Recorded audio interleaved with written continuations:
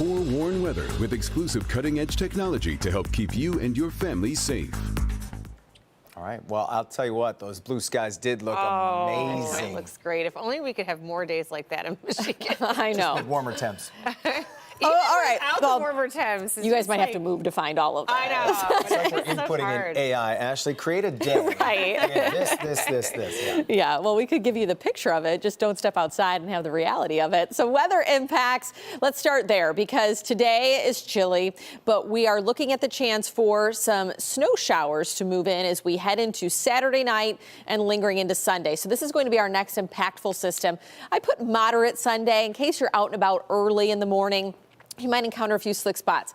I don't think you're going to be grabbing for the shovels. This would just be a dusting. Monday, quiet.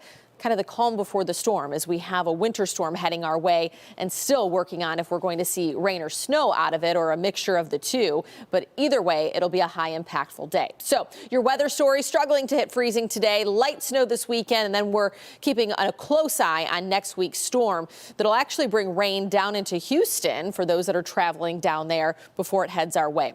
Right now, Mount Clemens, 28 degrees. It's chilly out there, especially when you pair it with that west-northwesterly wind at 14 miles per hour, likely feeling like the teens right now. So let's take you to our clouds and radar to start because we are picking up a little flakes in the upper atmosphere, not making it to the surface, but you can see a few slivers, some pockets of clouds breaking and giving way to some sun. So we'll have that kind of off and on throughout the afternoon before the clouds roll back in full force, giving us those overcast skies. But our temperature change, noticeably cooler. Right now, anywhere between 5 to almost 10 degrees cooler than where we were at the lunch hour yesterday. So all of these actual air readings are in the 20s, but this is what it feels like when you step outside. 19 off in Ann Arbor, 20 at Metro, and 14 in Sandusky.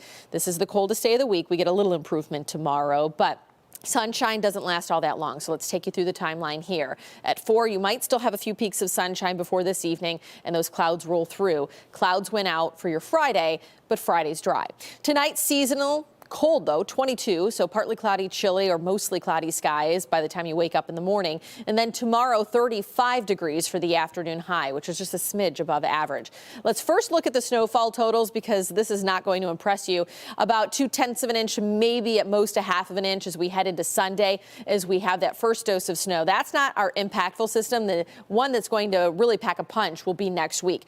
But I want to point this out because we're on the back edge of what will be a pretty big system this weekend for the Northeast. So folks to the Northeast will be picking up snow or dealing with that wintry mix, heavy rain down into the Carolinas. However, here close to home, we get the back edge of that little dusting.